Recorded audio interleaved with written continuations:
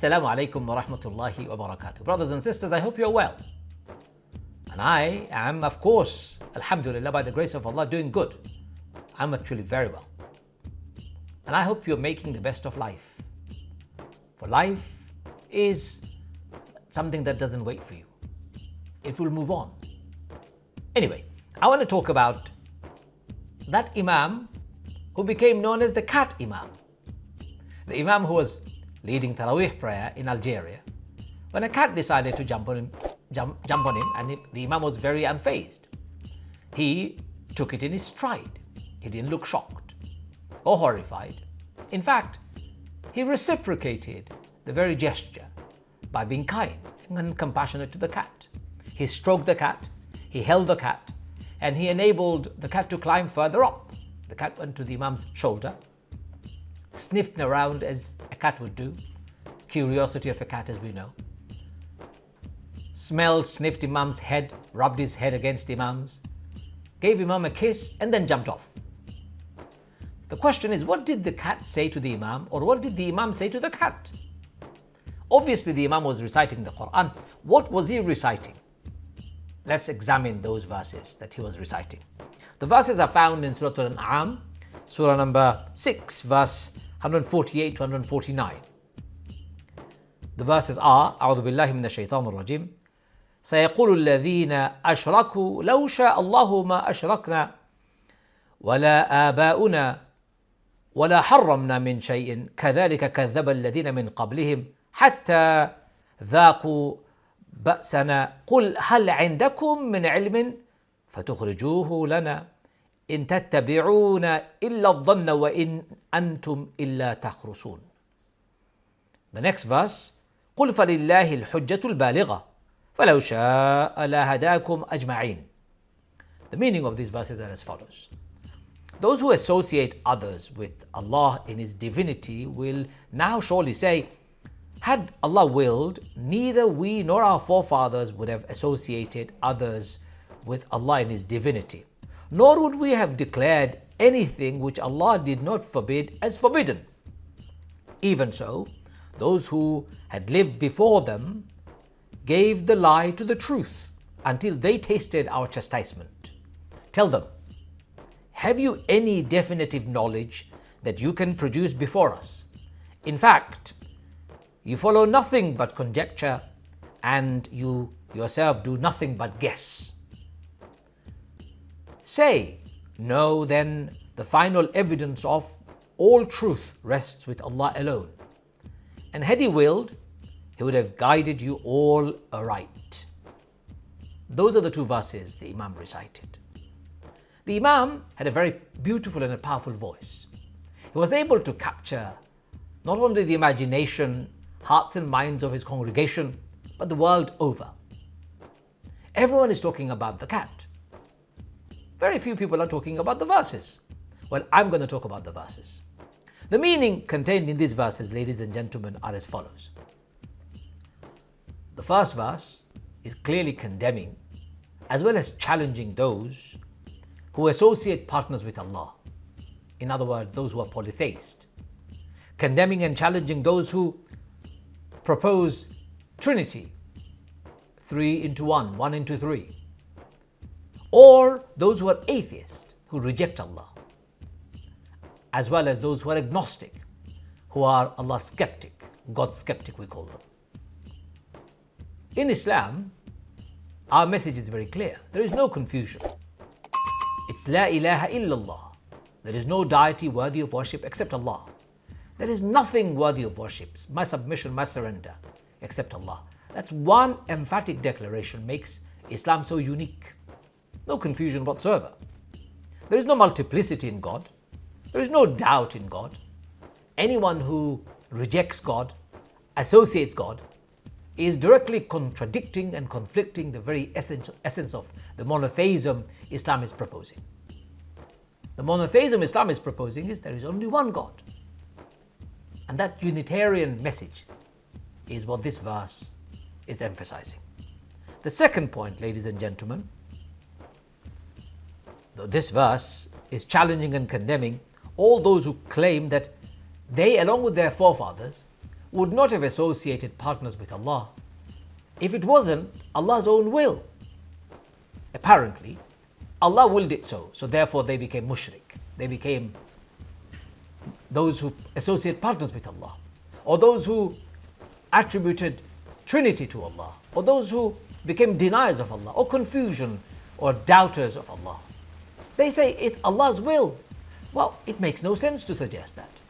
If Allah is the creator of the universe, if He has created you and I, why would He will His creation to deny Him? Why would Allah will His creation to reject Him? Actually, it's the creation, it's us. It's the doubters, the rejectors, the partner associators that have decided to do it themselves. It's nothing to do with Allah. Allah did not will this. Number 3, the verse says and condemns very clearly and challenges that these people were saying it wasn't their own choice that they made lawful unlawful, or unlawful lawful, as opposed to what Allah has made lawful and unlawful. Apparently, even that was Allah's will. Allah chose it, so therefore they did it. Well, ladies and gentlemen, that is far from the truth. Allah did not will anything like that. Why would Allah will haram to become halal and halal to become halal? Why would Allah will anything like that? Allah has given very clear instruction for His servants to follow that which is halal and reject that which is haram. Anybody to suggest that Allah willed His servants to disobey Him is talking nonsense. It makes no logical sense. Why would Allah intervene? The fact that Allah has given you and I guidance, left you and I to decide for ourselves to accept or reject it, leaves you and I responsible and accountable. We make those choices. Blaming Allah is not going to help. There are people who like to blame Allah because they don't want to take responsibility. This verse is reminding us, take responsibility, don't blame Allah. You made those choices. Before, this verse is clearly challenging and condemning those who came before, i.e. their forefathers. Not only about their forefathers, but specifically those who, after receiving the guidance, they rejected it. And they rejected it and led a life of disbelief. When they died, Allah says they were facing the punishment, the chastisement Allah has promised. Anybody who disobeys Allah, rejects Allah, or lives a life of confusion around Allah will unfortunately find misery awaiting them in the hereafter. And this verse is saying that exactly. So the cat Imam was reminding all of us that if you reject Allah, there is a consequence. Number 5, the verse clearly challenges and condemns those who are unable to provide evidence of their claim that Allah doesn't exist, or Allah has partners, or Allah has 3 into 1 and 1 into 3, or just mere confusion around Allah. This verse is challenging them, saying, hey, provide evidence for your claim. For everything around you clearly indicates the existence of Allah. The science around, when you look at the natural phenomenon around, when you look at the earth, the planets, look at the mountains, the sea, the animals, even smallest insects, all of them indicate that there is a very important designer behind it all. To reject Allah is ludicrous, is irrational. Remember, Allah sent prophets again and again, revelation and again, in order for us, the forgetful human beings, the negligent human beings, to be guided. And yet, some people say, well, if it was Allah's will, we would have become Muslims. Well, it's not Allah's will, because Allah doesn't will that way. He has made you and I, and we make that choice. So this big lie about disbelief doesn't stand. Any test, any trial, especially when you look at the evidence all around us. Number 6, this verse, ladies and gentlemen, says, this lifestyle that you're proposing, secular lifestyle, atheistic lifestyle, polytheistic lifestyle, agnostic lifestyle, is all based on guesswork, conjecture, lies and guesses. What is your evidence for your belief? But Islam has got a very definite evidence. Islam's evidence is the Quran. The Quran clearly says Islam is true. Quran is uncorrupted. All you have to do to prove Islam false is disprove the Quran. And I tell you, you can't. Nobody can. Nobody has been able to. So this verse tells everybody to stop speculating. Stop becoming God doubters, God delusional. There are substantial evidence that Allah exists. And those people who claim that Allah has associates, don't they use logic? If Allah has associates, Allah has partners, surely those associates and partners will be like Allah. They would want the same power and same authority and same there will be conflict in decisions, in things that are happening around. Just like we can't have two prime ministers or two presidents in a country, why would anybody suggest there could be two gods or three gods or God partners? It makes no sense, ladies and gentlemen. The entire universe and the system is plainly beautiful. It runs uniquely in perfection, in uniformity, in harmony, and indicates singularity in authority and power. Polytheism, atheism are speculative, conjecture-based lifestyle. Islam is the opposite. The Imam was reminding all of us that the truth is based on evidence, and rejection of the truth is based on speculation. The second verse is also interesting. It's an emphatic declaration where Allah is saying the source of truth, the source of ultimate truth is with Allah. Human beings cannot arrive at the truth, the ultimate truth, universal truth, merely by experimentation. Even if you do arrive, you will have left a trail of destruction, and the cost of experimentation would have been colossal. So the truth has to be understood from the divine, the one who created you and I. Why would you want to make your life so difficult? Why would you want to experiment with morality? Why would you want to experiment with ethics when the creator, the designer, the fashioner has given you a simple way of life? He's given you a code of life that answers all those questions. This verse is saying, why not embrace God-given lifestyle fully and make your life easier?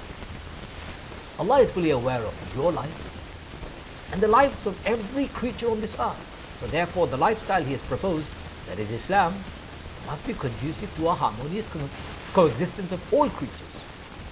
Number 8, Allah does not impose His will on His human creation because He designed them that way. He has given them capacity to gain knowledge. He has given them the capacity to process information, to use their free will to decide between right and wrong, make decisions. If Allah intervened, that would contradict His design.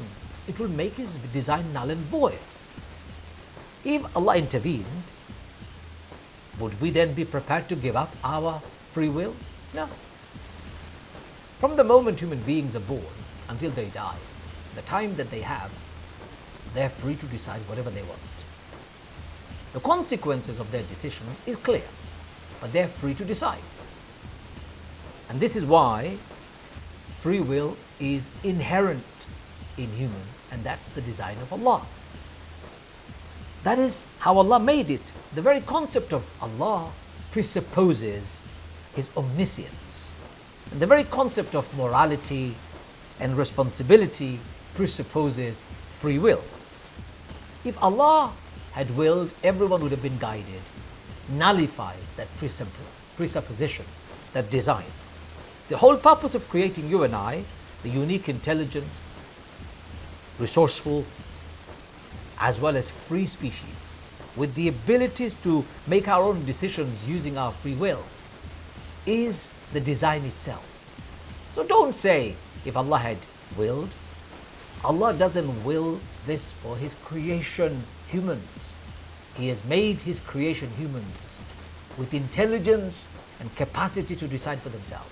And therefore you have the free will to do what you want. Don't blame Allah for your own choices. The conclusion of these two verses, ladies and gentlemen, would be point number 9, is that Allah exists. And His existence is as real as your existence. The fact that you can see me and hear me, the fact that you can see your surrounding, it's as real as that or more. Allah is unique and absolute. Human beings have been created by Allah, designed by Allah with free will, but with capacity to do right and wrong, with innate knowledge and capacity to process information, articulate their feelings and their thoughts using complex languages. That's why Allah has given you and I a responsibility. We'll be accountable. We're free humans with free will. And number 10, Allah has sent a guidance for all of us to accept and follow. If we accept it, we'll be successful. If we reject it, we'll be miserable. That's exactly what the Imam said. And guess what? Even the cat was impressed by these words of the Imam. Leave aside the cat for a second. I know cat is just a joke. Joke in the sense that it doesn't really play any role in our conversation, except it happened. I was very impressed by the fact that the cat gave the Imam a kiss. What I am not impressed by is I pity myself and some humans, that we still look for excuses to reject the truth. We still look for excuses to find reasons to be skeptic, to be atheist, or associate partners with Allah. How ridiculous, how preposterous, and how irrational and illogical. That's the summary of the two verses the cat Imam read when the cat jumped. Wassalamu alaikum wa rahmatullahi wa barakatuh.